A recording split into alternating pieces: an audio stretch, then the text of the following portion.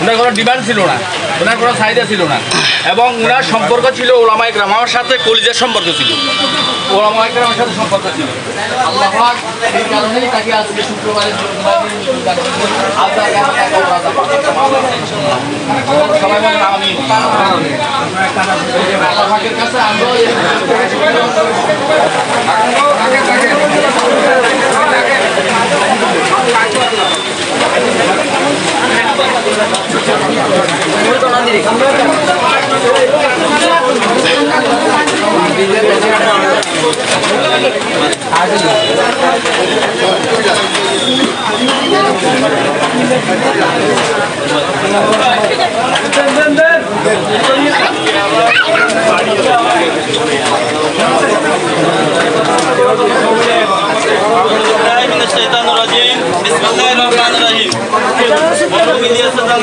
সম্মানিত মুসলিম ইকরাম, আমাদের মসজিদগুলোর সম্মানিত ওলামা ইকরাম, আসসালামু আলাইকুম ওয়া রাহমাতুল্লাহি ওয়া বারাকাতুহু।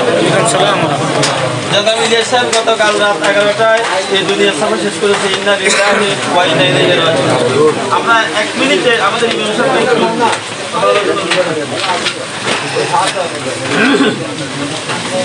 আসসালামু আলাইকুম ওয়া রাহমাতুল্লাহি ওয়া বারাকাতুহু। আলহামদুলিল্লাহি ওয়া সালাতু ওয়া সালামু আলা ইবাদিল্লাহি। আমি শুধু একটা কথাই বলবো, সেটা হচ্ছে আল্লাহ পাক উনি মসজিদের খেদমত, আল্লাহর ঘরের খেদমত করার কারণে আল্লাহ পাক তাকে সুনসিব সৌভাগ্য দান করেছেন। 3টা কারণে কবর আযাব মাফ হয়। ইয়ামুল জুমার দিন মৃত্যু হলে, রমজান মাসে মৃত্যু হলে, প্রত্যেক ফরজ নামাজের পরে আয়াতুল কুরসি যিনি পাঠ করেন তাকে এই কবর আযাব মাফ হয়। এই 3টা কারণের মধ্যে একটা কারণে উনি অলরেডি পেয়ে গেছেন।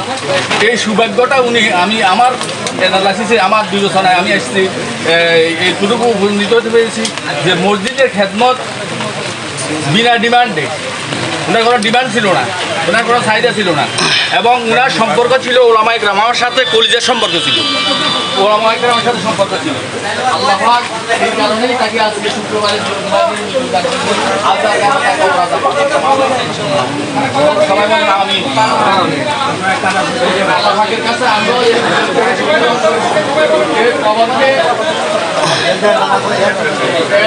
মসজিদকে ভালোবাসবো, ওলামায়ে কেরামকে ভালোবাসবো, আর এর বিনিময় বাধা হিসাবে আল্লাহ পাক আমাদেরকে এবং সৌভাগ্যবান মৃত্যু দান করে।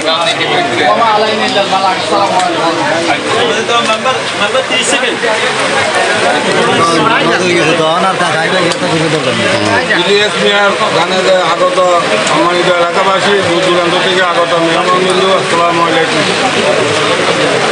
ইলিয়াস, আপনারা জানেন ইলিয়াস ভরিয়া আজি আব্দুল হাকিম বাড়িতে জন্মগ্রহণ করছে।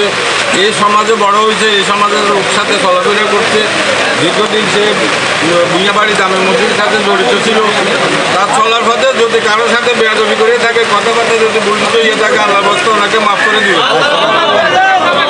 আমরা 6 ভাইয়ের মধ্যে 2 ভাই আল্লাহ রাস্তা চলে গেছে। আপনারা সবাই দোয়া করেন আল্লাহ যেন ওনাকে বেহস্ত নসিব করে এবং সুখ সইবার আল্লাহ ক্ষমতা দান করে। আসসালামু আলাইকুম। বৃষ্টিত কিছু বলার নেই। আমি ওনার খালতো ভাই, আমি গত 65 দিন আসি ওনাকে কালেমা ফাটা গেছি। তিনি এর আগে কথা বলতে পারতেছেন না, কিন্তু আমার সাথে তওবা করি স্পষ্টভাবে তওবার শব্দগুলো বলছে এবং কালেমা পড়ছে। এর দ্বারা বিশ্বাস আমার মনে হচ্ছে আল্লাহ তাআলা ওনাকে ক্ষমা করে দিবেন। আপনারাও মাফ করে দেন। চলার পথে যদি কোনো অপরাধ থাকে আপনারা মাফ করে দিন। ফানা জানা থাকলে আমাদের ফয়েজ ভাই আছে, ওনাদের সাথে যোগাযোগ করবেন, ওনারা ব্যবস্থা করে দিবেন। যে